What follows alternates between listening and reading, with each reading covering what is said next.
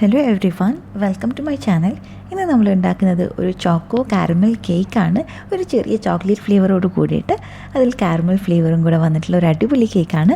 ഈ കേക്കിൻ്റെ മുകളിൽ നമ്മൾ ചെറുതായിട്ട് ഒരു ഗ്ലേസിങ് പോലെ കൊടുത്തിട്ടുമുണ്ട്. അപ്പോൾ നമുക്ക് എന്ത് ചെയ്യാം, വേഗം റെസിപ്പിയിലോട്ട് പോകാം.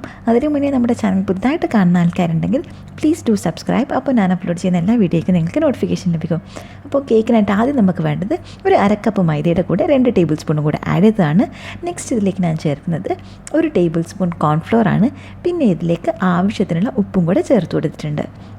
ജസ്റ്റ് ഒരു പിഞ്ച് മാത്രമേ ചേർത്ത് കൊടുത്തിട്ടുള്ളൂ. അപ്പോൾ ഈ ഫ്ലോർ മിക്സ്ചർ നമുക്കൊന്ന് മാറ്റി വെക്കാം. അതിന് ശേഷം നമുക്ക് വേണ്ടത് 2 മുട്ടയാണ്. ആ മുട്ടയുടെ വൈറ്റും യോക്കും അതുപോലെ മാറ്റി വെക്കാം. അപ്പോൾ നമ്മൾ വൈറ്റ് അവസാനം നമുക്കൊന്ന് പതപ്പിച്ചെടുക്കേണ്ടതുണ്ട്. അതുകൊണ്ട് യോക്കിലേക്ക് നമുക്ക് ബാക്കിയുള്ള മിക്സ്ചർ ആഡ് ചെയ്യണം. അപ്പോൾ 2 യോക്കും വൈറ്റും നമ്മൾ സെപ്പറേറ്റ് ചെയ്തിട്ടുണ്ട്. അപ്പോൾ ഈ യോക്കിലോട്ട് നമുക്ക് 3 ടേബിൾ സ്പൂൺ പാല് ചേർത്ത് കൊടുക്കാം.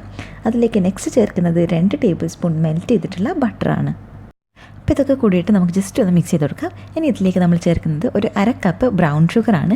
ഈ ബ്രൗൺ ഷുഗറിൽ നിന്നാണ് നമ്മുടെ കേക്കിന് ഒരു കാരമൽ ഫ്ലേവർ കിട്ടുന്നത്. നമ്മുടെ കയ്യിൽ ബ്രൗൺ ഷുഗർ ഇല്ല എന്നുണ്ടെങ്കിൽ കുറച്ച് കാരമലാക്കിയിട്ട്, കാരമൽ നമ്മൾ സാധാരണ പഞ്ചസാര കാരമൽ ചെയ്തിട്ട് ചേർത്താൽ മതിയാവും. പാലിൻ്റെ അളവ് ഒന്ന് കുറച്ച് കൊടുത്താൽ മതിയാവും. ഓക്കെ, ഇനി ഇതിലേക്ക് നമ്മൾ നേരത്തെ റെഡിയാക്കി വെച്ച കോൺഫ്ലോറും മൈദയും ഒക്കെ ഇത് ഒരു അരിപ്പിലോട്ട് മാറ്റിയിട്ടുണ്ട്. അതിൻ്റെ കൂടെ ഒരു 1/2 ടീസ്പൂൺ ബേക്കിംഗ് പൗഡറും കൂടെ ചേർത്ത് നന്നായിട്ടൊന്ന് സിഫ്റ്റ് ചെയ്തെടുക്കാം. അത് നമ്മുടെ മിക്സ്ചറിലേക്ക് മാറ്റാം. അതിനുശേഷം ഇതിനെ നന്നായിട്ട് മിക്സ് ചെയ്യാം. ഒട്ടും ലംസ് ഇല്ലാതെ എല്ലാ ഇൻഗ്രീഡിയൻസും മിക്സ് ആവുകയും പാത്രത്തിൻ്റെ സൈഡിലൊക്കെയുള്ള മൈദയും കൂടെ ഒക്കെ ഒന്ന് ഇതിലോട്ട് തന്നെ ചേർത്തിട്ട് നന്നായിട്ട് ഇതിനെ മിക്സ് ചെയ്യാം. അപ്പോൾ ഇത് നമ്മുടെ മിക്സ് ഇവിടെ റെഡി ആയിട്ടുണ്ട്. ഇനി ഇതിനെ നമുക്കൊന്ന് മാറ്റി വെക്കാം. അതിന് ശേഷം നമുക്ക് വേണ്ട എഗ് വൈറ്റ്സിന് നമ്മൾ നന്നായിട്ട് ബീറ്റ് ചെയ്തെടുക്കാണ് വേണ്ടത്. ഇപ്പോൾ ഒരു ഒന്ന് ഫോമായി വന്ന് തുടങ്ങിക്കഴിഞ്ഞാൽ ഒരു 1/4 കപ്പ് പഞ്ചസാര വളരെ പതുക്കെ ഒരു 3-4 ബാച്ചസ് ആയിട്ട് നമുക്ക് ചേർത്ത് കൊടുക്കാം. 1 ടേബിൾ സ്പൂണോ അല്ലെങ്കിൽ 1.5 ടേബിൾ സ്പൂണൊക്കെ ഓരോ സ്റ്റേജിലും ചേർക്കുന്ന രീതിയിൽ ചേർക്കാം. അപ്പോൾ ഇത് നമ്മുടെ പഞ്ചസാര മുഴുവനായിട്ട് നമ്മൾ ചേർത്ത് കഴിഞ്ഞിട്ടുണ്ട്. ഏകദേശം ഒരു 2 to 3 അല്ലെങ്കിൽ ഒരു 4 മിനിറ്റ് വരെ ബീറ്റ് ചെയ്യുമ്പോഴേക്കും നല്ല സ്റ്റിഫായിട്ടുള്ള പീക്സ് നമുക്ക് കിട്ടും. അപ്പോൾ ഇത് നമ്മൾ സ്റ്റിഫ് പീക്സ് ആയിട്ടുള്ള എഗ് വൈറ്റ്സ് റെഡി ആയിട്ടുണ്ട്.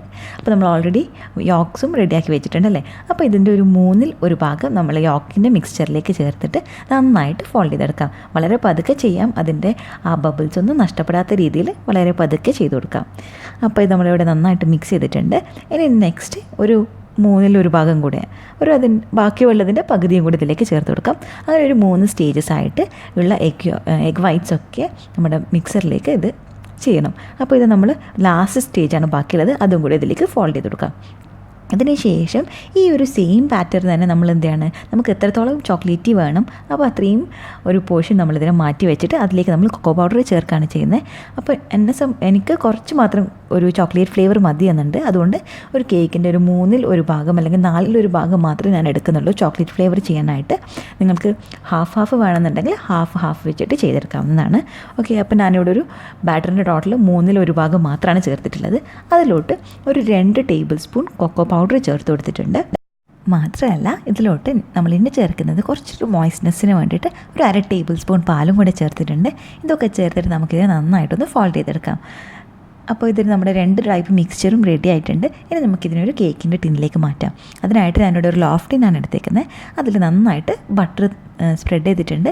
അതിൻ്റെ താഴെ ഭാഗത്ത് മാത്രം ജസ്റ്റ് ഒരു ചെറിയ പീസ് ഒരു ബേക്കിംഗ് ഷീറ്റും കൂടെ വെച്ചിട്ടുണ്ട്. അതിൻ്റെ മുകളിലും കുറച്ച് ബട്ടർ സ്പ്രെഡ് ചെയ്തു. ഓക്കെ, ഇനി ഇതിലേക്ക് ഞാൻ ഫസ്റ്റ് ചെറിയൊരു ലെയർ മാത്രം കാരമൽ ചേർക്കുകയാണ്. അങ്ങനെ ചെയ്യണം നിർബന്ധമില്ല. ജസ്റ്റ് വേണമെങ്കിൽ നമുക്ക് ആദ്യം ഫുൾ ചോക്ലേറ്റ് ലെയർ കൊടുക്കാം. അതിൻ്റെ മുകളിലായിട്ട് നമ്മുടെ മുഴുവൻ കാരമൽ ലെയർ കൊടുക്കാം. ഞാനിവിടെ ഒരു 3 ലെയർ പോലെ ആക്കാമെന്നുള്ള രീതിയിൽ ജസ്റ്റ് അങ്ങനെ ചെയ്യുന്നതാണുള്ളൂ. അപ്പോൾ നമുക്ക് ഇഷ്ടത്തിനനുസരിച്ച് വേണമെങ്കിൽ മാർബിൾ പോലെ ഡിസൈൻ ചെയ്യാം. അങ്ങനെ ഇഷ്ടമുള്ള രീതിയിൽ ഇത് ചെയ്തെടുക്കാം. ഞാൻ ജസ്റ്റ് ഒരു നടുക്ക് മാത്രം കുറച്ചൊരു ചോക്ലേറ്റ് ഫ്ലേവർ കിട്ടണം എന്ന് മാത്രമേ ചെയ്യുന്നുള്ളൂ. ഓക്കെ, അപ്പോൾ ഇതിൻ്റെ എഡ്ജസൊക്കെ ഒന്ന് നമ്മൾ ക്ലീൻ ചെയ്തിട്ടുണ്ട്. ഇനി ഇതിനെ ഒരു 180 ഡിഗ്രി സെൽഷ്യസ് പ്രീ ഹീറ്റ് ചെയ്ത അവണിൽ 20 മുതൽ 25 മിനിറ്റ് വരെ നമുക്കിതിനെ ബേക്ക് ചെയ്യാം. ഈ ഒരു സമയത്ത് തന്നെ നമുക്കിതിന് വേണ്ട ഒരു മധുരമുള്ള അല്ലെങ്കിൽ ഒരു ഗ്ലേസിങ് കൊടുക്കുന്ന ഒരു അടിപൊളി ലെയർ റെഡിയാക്കാം. അതിനായിട്ട് ഞാൻ ബ്രൗൺ ഷുഗറും പിന്നെ 2 ടേബിൾ സ്പൂൺ തിക്ക് ക്രീമും കൂടെ ആഡ് ചെയ്യാണ്. ഇതിലേക്ക് പിന്നെ 1 ടേബിൾ സ്പൂൺ മെൽറ്റഡ് ബട്ടറും കൂടെ ചേർത്ത് കൊടുക്കുന്നുണ്ട്. അതിനുശേഷം ഇതിലേക്ക് നമ്മൾ 1 സ്പൂൺ പാലും കൂടെ ചേർത്ത് കൊടുക്കാം. എന്നിട്ട് ഇതിനൊക്കെ കൂടിയിട്ട് നമുക്ക് നന്നായിട്ടൊന്ന് മിക്സ് ചെയ്തെടുക്കേണ്ടതുണ്ട്. ഇത് നമ്മൾ ചൂടോടെ കൂടെ തന്നെ നമ്മുടെ കേക്കിൻ്റെ മുകളിൽ നമ്മൾ സ്പ്രെഡ് ചെയ്ത് കൊടുക്കുകയും അതിനെ വീണ്ടും ബേക്ക് ചെയ്യുകയൊക്കെ ചെയ്യുന്നുണ്ട്. അപ്പോഴാണ് അതിൻ്റെ മുകളിൽ ഒരു നല്ലൊരു ഗ്ലേസിങ് ഉള്ള ഒരു മധുരത്തോട് കൂടിയിട്ടുള്ള ഒരു അടിപൊളി ലെയർ കിട്ടുക. അപ്പോൾ ഇതിനെ ഒരു 20 മിനിറ്റ് കഴിഞ്ഞപ്പോൾ എൻ്റെ കേക്ക് നന്നായിട്ട് ഫുൾ കുക്കായിട്ടുണ്ട്. അപ്പോൾ അതിൻ്റെ മുകളിൽ നമ്മൾ റെഡിയാക്കി വെച്ച ആ ബ്രൗൺ ഷുഗറും ക്രീമും ഒക്കെ ചേർത്തിട്ടുള്ള മിക്സ്ചർ ഇതിലേക്ക് ചേർത്ത് കൊടുക്കാം. അത് വേണമെന്നുണ്ടെങ്കിൽ നമുക്കൊരു ഫോക്ക് വെച്ച് ചെറുതായിട്ട് പോക്ക് ചെയ്യാം. ഒത്തിരി അങ്ങ് അകത്തോട്ട് വരെ എത്തേണ്ട, ജസ്റ്റ് ഒരു 1/2 ഇഞ്ച് മാത്രം അകത്തോട്ട് എത്തുന്ന രീതിയിൽ ഇതിനെന്ത് ചെയ്യാം, ജസ്റ്റ് ഒന്ന് പോക്ക് ചെയ്ത് കൊടുക്കാം. കുറച്ചൊന്ന് കേക്കിൽ ആ ഒരു ബാറ്ററിൻ്റെ അല്ലെങ്കിൽ ആ ഒരു മിക്സിൻ്റെ ടേസ്റ്റ് കിട്ടാൻ വേണ്ടി മാത്രം. ഓക്കെ, അപ്പോൾ ഇതൊക്കെ മുഴുവനായിട്ട് നമ്മൾ കേക്കിൽ മുഴുവനായിട്ട് മുകൾ ഭാഗത്ത് മാത്രം സ്പ്രെഡ് ചെയ്ത് കൊടുത്തിട്ടുണ്ട്. ഇനി നമ്മളിതിനെ വീണ്ടും ബേക്ക് ചെയ്തെടുക്കേണ്ടതായിട്ടുണ്ട്. വീണ്ടും നമ്മൾ 180 ഡിഗ്രി സെൽഷ്യസിൽ തന്നെ, പക്ഷേ ഏറ്റവും മുകളിലുള്ള റാക്കിൽ നമ്മളിതിനെ ഒരു 5 മിനിറ്റ് കൂടെ ബേക്ക് ചെയ്തെടുക്കുകയാണ്. അപ്പോൾ ഇത് 5 മിനിറ്റ് കഴിഞ്ഞിട്ടുണ്ട്. മുകളിലുള്ള മിക്സൊക്കെ നന്നായിട്ട് ഡ്രൈ ആയി വന്നിട്ടുണ്ട്.